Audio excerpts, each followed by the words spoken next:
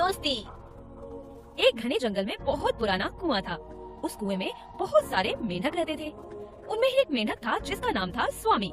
कुएं के दूसरे मेंढक अक्सर स्वामी मेंढक का बिना बात मजाक बनाते थे, जिससे स्वामी बहुत परेशान हो गया था। अरे कहाँ जा रहे हो स्वामी? क्या बात है, बड़े गुस्से में दिख रहे हो? खाना नहीं खाया क्या स्वामी, जो मुझे खाने की नजरों से देख रहे हो? देख लूंगा मैं तुम सबको। यह कहते हुए वह वहाँ से चला जाता है। आखिरकार परेशान होकर स्वामी ने उन सबको सबक सिखाने का फैसला कर लिया। सबसे पहले इस कुएं से बाहर निकलकर किसी ताकतवर प्राणी को अपना दोस्त बनाता हूँ, फिर उसकी मदद से इन सबको सबक सिखाऊंगा।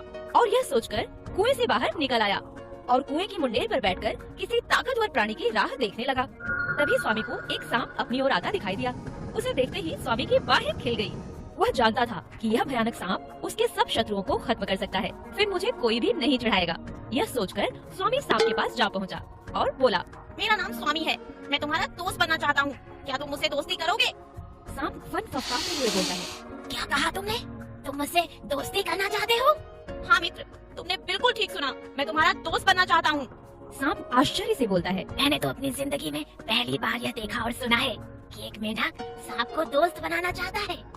तुम क्या जानते नहीं कि सांपों को मेंढक का स्वाद बहुत पसंद है? मुझे पता है, लेकिन फिर भी मैं तुम्हारा दोस्त बनना चाहता हूँ, क्योंकि इस दोस्ती में हम दोनों को ही फायदा होगा।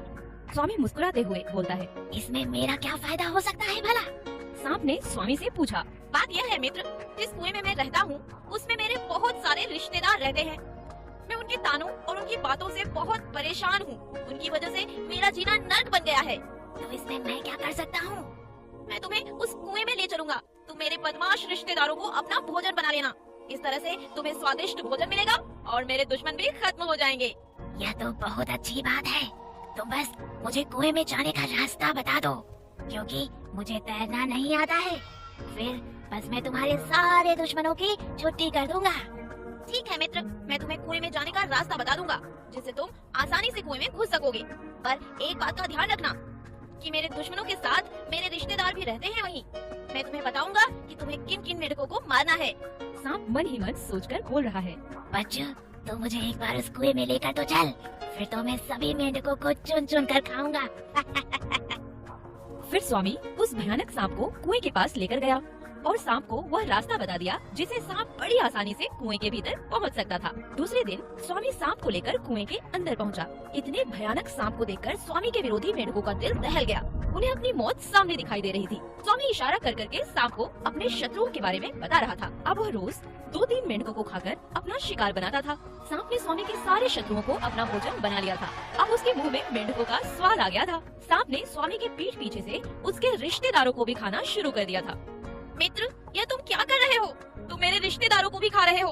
मैं तुम्हें सिर्फ अपने शत्रुओं को खाने के लिए कहा था, न कि मेरे संबंधियों को। मेरे प्यारे दोस्त, तुम्हारे कहे अनुसार मैंने सारे कुएं के मेंढकों को खा लिया है। तुम मुझे यहाँ लेकर आए हो, यह तुम्हारा फर्ज बनता है कि तुम मेरे लिए भोजन का प्रबंध करो, नहीं तो मैं तुम्हें भी खा जाऊंगा। स्वामी समझ गया था कि उसका जीवन खतरे में है, परंतु वह बुद्धिमान था। उसने जल्दी ही अपनी जान बचाने की योजना बना ली। वह सांप से बोला, ठीक है दोस्त, मैं तुम्हारे लिए और भी भोजन लेकर आऊंगा, लेकिन उसके लिए मुझे इस कुएं से बाहर जाना पड़ेगा। क्यों? तुम तो जानते हो ना मित्र, इस कुएं के सारे मेंढक खत्म हो गए हैं। मैं किसी दूसरे कुएं में जाकर वहाँ के मेंढकों से दोस्ती बनाऊंगा और उन्हें बहला फुसलाकर यहाँ लेकर आऊंगा। और यदि तुम वापस लौट कर ना आए तो मैं तुम्हें कहाँ ढूंढता फिरूंगा? ऐसा करता हूँ, मैं भी तुम्हारे साथ चलता हूँ। अरे अरे, कैसी बातें कर रहे हो मित्र? तुम साथ रहोगे तो कौन मेंढक मुझसे दोस्ती करेगा? तुम बिल्कुल भी चिंता मत करो, बस थोड़ा सा धीरज रखो। मैं तुम्हारे लिए यही भोजन का प्रबंध कर दूंगा। ठीक है दोस्त। सांप ने उसकी बात मान ली। स्वामी कुएं से बाहर निकलकर भाग गया। वह सोच रहा था कि मैं कितना बेवकूफ था जो इस सांप पर भरोसा किया। अगर मैं इस कुएं से बाहर ना निकल पाता तो ये भयानक सांप मुझे भी खा जाता। इस कहानी से हमें यह शिक्षा मिलती है कि हर काम सोच समझकर ही करना चाहिए।